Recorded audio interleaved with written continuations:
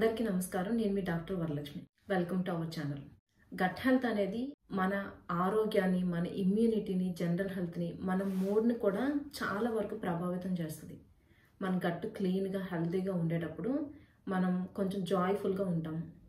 Stress ఎక్కువైనా కూడా ఈ గట్ హెల్త్ అనేది ఎఫెక్ట్ అవుతుంది. గట్ హెల్త్ వలన కూడా, గట్ హెల్త్ బాగాలేనప్పుడు కూడా మనం ఎక్కువ స్ట్రెస్గా ఫీల్ అవుతూ ఉంటాం.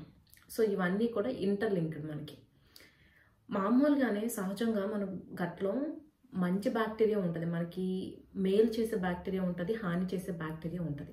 ఈ మంచి బ్యాక్టీరియా ఏం చేస్తాయంటే మనం తిన్న ఆహారం సరిగా అరుగుదల బాగుండేలాగా, మన శరీరానికి వంట పట్టేలాగా, విటమిన్స్ లెవెల్స్ బాగుండేలాగా, అంటే vitamin B6, B12, niacin, folic acid ఇలాంటి విటమిన్స్ లెవెల్స్ బాగుండేలాగా మన శరీరానికి అందేలాగా చేస్తాయి. వీటిని సెక్రెట్ చేస్తాయి కూడా. ఇందులో ముఖ్యంగా మనకు చూస్తే ఉదాహరణకి లాక్టోబాసిల్లస్, ఇందులో 50కి పైగా వీటి స్పీసెస్ ఉన్నాయి. ఇంకా బైఫిడోబాక్టీరియా, అంతేకాకుండా ఉదాహరణకి మనం తీసుకుంటే స్ట్రెప్టోకోకస్ థర్మోఫిలస్ బ్యాక్టీరియా ఏం చేస్తుందంటే మనకి మనం తీసుకునే పాలల్లో ఉండే లాక్టోజ్ని డైజెస్ట్ అయ్యేలా చేస్తుంది. లాక్టేజ్ ఎంజైమ్ని రిలీజ్ చేస్తుంది. ఈ లాక్టేజ్ ఎంజైమ్ పాలని మనం అరిగించుకోగలిగే విధంగా మారుస్తుంది అనమాట.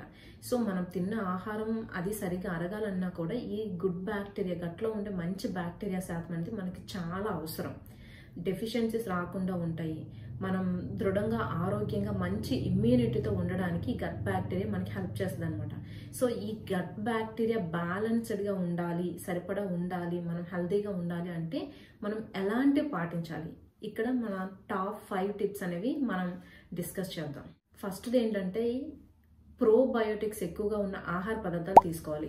రోజు మనకి ఇంట్లో ఉండే మజ్జిగ, పెరుగు, పులియబెట్టిన ఆహార పదార్థాలు, మనం రెగ్యులర్గా చేసుకునే దోశ, ఇడ్లీ, డోక్లా, ఇంకా కొన్ని రకాల పచ్చళ్ళు, ఇవి ఏంటంటే ఇందులో ప్రోబయోటిక్స్ అనేవి ఎక్కువగా ఉంటాయి. ఈ గట్ బ్యాక్టీరియా గ్రోత్కి, మంచి గట్ బ్యాక్టీరియా గ్రోత్కి ఇవి హెల్ప్ చేస్తాయి. ఇంకా రెండోది వచ్చేసరికి ఫైబర్ ఎక్కువగా ఉన్న ఆహార పదార్థాలు. ఫైబర్ ఎక్కువగా ఉండడానికి, ఎక్కువగా ఉన్న ఆహార పదార్థాలు మనం తీసుకుంటే ఏమవుతుందంటే బ్యాడ్ బ్యాక్టీరియా శాతం అనేది తగ్గుతుంది. మన శరీరంలో బన్నాలు, వ్యర్థాలు ఇవన్నీ కూడా పేరుకుపోకుండా ఉండడానికి, వాటన్నింటిని రిమూవ్ చేయడానికి ఫైబర్, డైటరీ ఫైబర్ అనేది చాలా అవసరం. సో హోల్ గ్రెయిన్స్, ఎక్కువగా పళ్ళు, రకరకాల ఆకుకూరలు, ఈ ఫైబర్ ఎక్కువగా ఉన్న ఆహార పదార్థాలు మనం తీసుకుంటే ఏమవుతుందంటే ఫైబరు మలినాన్ని క్లీన్ చేస్తుంది. ఇక్కడ మనకి ఏంటి, బ్యాలెన్స్డ్గా ఉండాలి.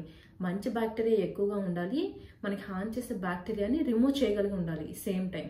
సో ప్రోబయోటిక్ తీసుకోవడం వల్ల ఏంటంటే మనకి మంచి బ్యాక్టీరియా పెరుగుతుంది. ఈ ఫైబర్ ఫుడ్ తీసుకోవడం వల్ల బ్యాడ్ బ్యాక్టీరియా లేదంటే మలినాలు ఏవైతే ఉంటాయో వాటిని మన గట్ నుంచి, మన శరీరం నుంచి బయటికి పంపించడానికి బాగా హెల్ప్ చేస్తుంది. ఇంకా వీటితో పాటు స్ట్రెస్ని సక్సెస్ఫుల్గా మేనేజ్ చేయగలిగి ఉండాలి. చక్కగా సౌండ్ స్లీప్, మంచిగా శరీరానికి రెస్ట్ ఇచ్చే ఒక 8 అవర్స్ మంచిగా నిద్ర పట్టేలా చూసుకోవాలి. వీటితో పాటు చక్కెర ఉండే ఆహార పదార్థాలని వీలైనంత వరకు తగ్గించుకోవాలి. ఈ చక్కెర ఏం చేస్తుందంటే బ్యాడ్ బ్యాక్టీరియా గ్రోత్ని అది పెంచేస్తుంది అనమాట. అవన్నీ కాదు, గట్టానే కాదు, మనకి దంతాలకు సంబంధించిన సమస్యలు కూడా రాకుండా ఉంటాయి ఈ చక్కెర ఉన్న ఆహార పదార్థాన్ని తగ్గించడం వల్ల. ఇంకా ఫైనల్ టిప్ వచ్చేసరికి యాంటీబయోటిక్స్ వాడటం. ఈ యాంటీబయోటిక్స్ వాడేటప్పుడు చాలా జాగ్రత్తగా ఉండాలి.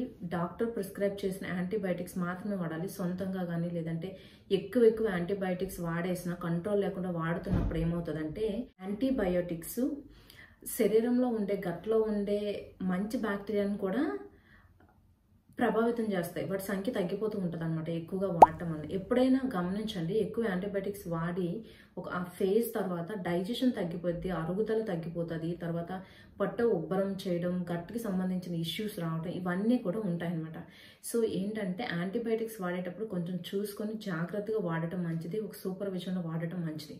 ఇవన్నీ పాటించి ప్రోబయోటిక్స్ ఎక్కువగా ఉన్న ఆహార పదార్థాలు తీసుకోవటం, ఫైబర్ ఎక్కువగా ఉన్న ఆహార పదార్థాలు తీసుకోవటం, స్ట్రెస్ని మేనేజ్ చేసి మంచిగా నిద్ర ఉండేలా చూసుకోవటం, ఇంకా చక్కెర ఉండే ఆహార పదార్థాలను తగ్గించి తీసుకొని యాంటీబయాటిక్స్ని లిమిటెడ్గా అవసరమైనప్పుడు మాత్రమే అత్యవసర పరిస్థితుల్లో వాడటం. ఇలా చేయడం వల్ల ఏంటంటే మంచి గట్ బ్యాక్టీరియా గ్రోత్ అనేది బాగుంటుంది, మనం హెల్తీగా ఉంటాము, డైజెస్టివ్ కంప్లైంట్స్ ఉండవు. ఇంకా గట్ హెల్తీగా ఉంటే మన మైండ్ మూడ్ కూడా చాలా పాజిటివ్గా ఉంటుంది.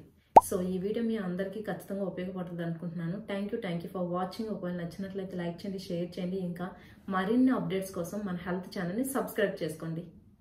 Thank you for watching.